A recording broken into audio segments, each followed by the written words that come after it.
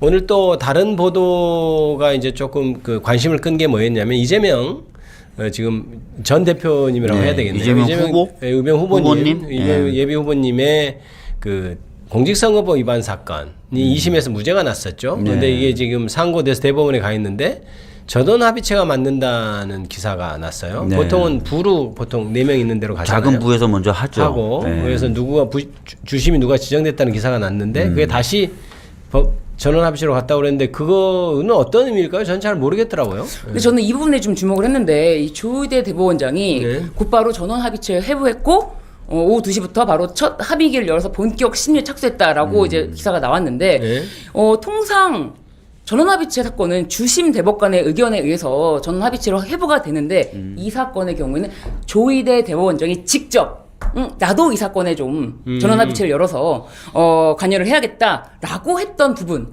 이게 좀 심상치 않다라는 저는 생각이 들거든요. 이 재판의 결과가 앞으로 추가적으로 최후에 어떻게 날지를 떠나서 보통 주심 재판관이 이 정도 사건이면 전원합의체 회부를 해야 되겠다라고 하는데 이거는 조의대 대법원장이 이거 나도 이 사건에 관여를 해야 된다.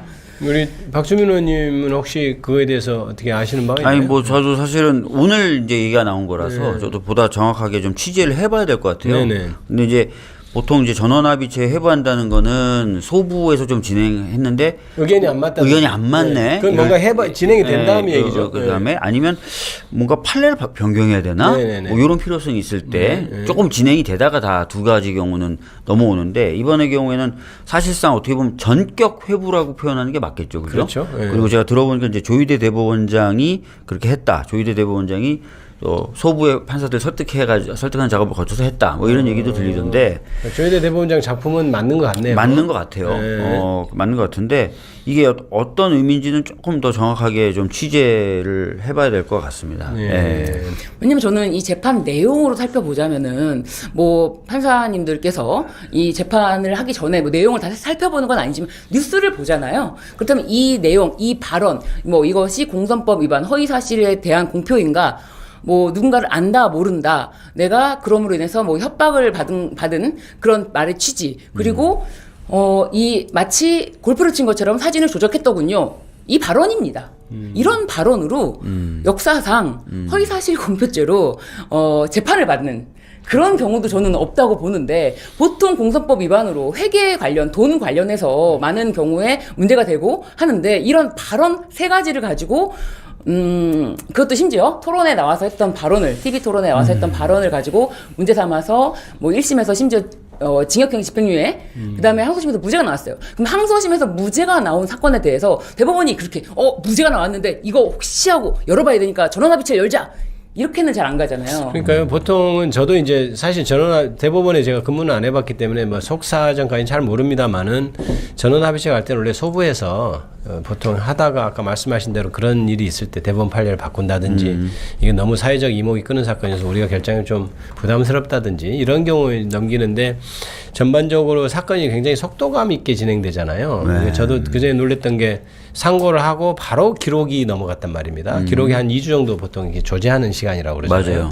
그렇게 해서 걸리는데 신속하게 지금 법원에서 처리를 하고 있고, 검찰도 바로 상고이어서 바로 써내서 지금 생각보다 사건 진행이 빨리 되고 있는데 대법원 전원합의체로 또 가면 사건이 조금 더 늦어질 수도 있잖아요.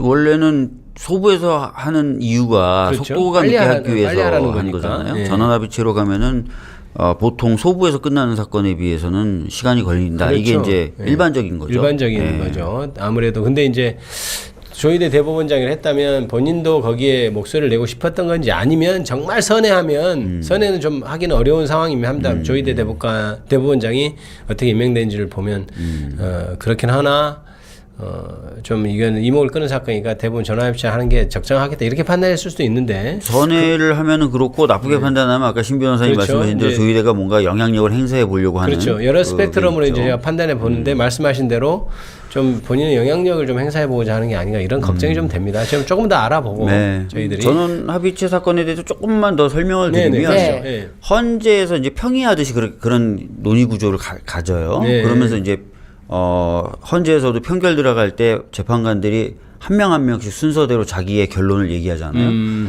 전원합의체도 똑같은 순서를 거칩니다. 아, 대신에 이게 연차 낮은 순부터 예, 연차 다르잖아요. 낮은 순부터 얘기를 합니다. 그래서 뭐 상고기각이라는 건 이제 항소심의 결론, 즉 무죄를 유지하겠다 이런 그렇죠. 거고 아니다 뭔가 좀 해야 된다 뭐 이런 의견을 차례차례 내는데 그래서 이제 6명 이게 원래 재판관 중에 법원행정처장은 재판을 안 합니다.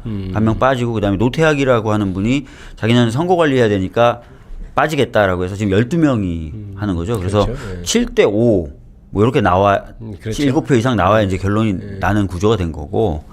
그리고 참고로 말씀드리면 대법원장은 연차가 낮은 순부터 결론을 얘기하기 때문에 맨 마지막에 얘기하게 됩니다. 이런 거 아니에요. 나는 이런 결론인데 얘기해봐 이러진 않겠죠.